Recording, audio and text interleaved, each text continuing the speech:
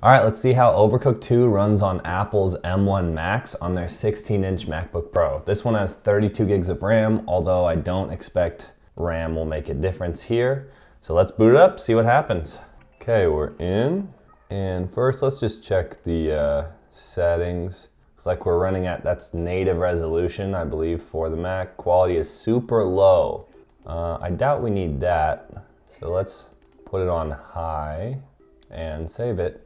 And we have an FPS counter here in the top right. You can see in the menu, we're getting somewhere around 100. So let's just, let's play. We'll just pick a random one. Doesn't really matter. We just want to see what the FPS is at. But so far it's running incredibly smooth. There's no lag or slowdowns, not that I would expect there to be. And everything feels great. We got all the movement is good, and you can see we're not quite hitting 120, but we're hovering right around 110, 120. So, and this is just to double check, this is at native resolution. Okay, you can't look. Let's just double check that we are. You can see we are at 3.5K, nearly 4K, but that's the MacBook's resolution. Quality on high, VSync is enabled. I'll just turn that off to see if it makes any difference. I don't think it would. Oh, okay, there it goes. Yeah, that's what I was expecting.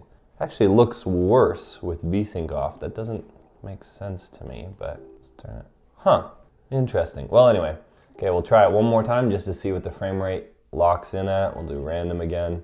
But it seems to be it runs over 100 FPS, which for a game like Overcooked, you're doing good. You're not having any problems if you're running over 100 FPS on Overcooked. And this map, I guess, is a bit more complicated. We're running in the low 90s, 93. So yeah, seems good. Seems like it's running great. Again, I don't think you would have any problems running at 90 FPS. And again, this is at native res, nearly 4K. So if you really wanted those extra frames for whatever reason, you could turn it down to 1440p and get higher frame rates. Actually, let's just try that out. Let's run it at 1440 and see if that boosts our frame rates a little, because why not? Because why not? All right, back into settings, into controls. Nope, into game. And we'll drop it down. I think that's 1440p. It's just a weird resolution because the MacBooks. Well, I don't know. I actually don't know why that's not just 1440p. Maybe it's a 16 by 10. That's 1440p by 16 by 10, which is what this screen has. And let's see what we're getting. Different map, but okay. And look, that around 1440p. Now frame rates are back up at 120. Visually, it does look the tiniest bit blurrier to me, to my eye. But I think if you were to, I could pick it out. I could see there's a difference, but I don't think you would ever notice unless you're really looking for it, because the screen's just not that big. So the difference between 1440 and almost 4K is not as much as you might think on a 16-inch screen. If you're blowing it up to a big TV or a big monitor, yeah, then you'll start to notice that sort of thing. But on a smaller screen, nah, this looks great. So I might run at this. I'd probably just move it back to native res just for fun.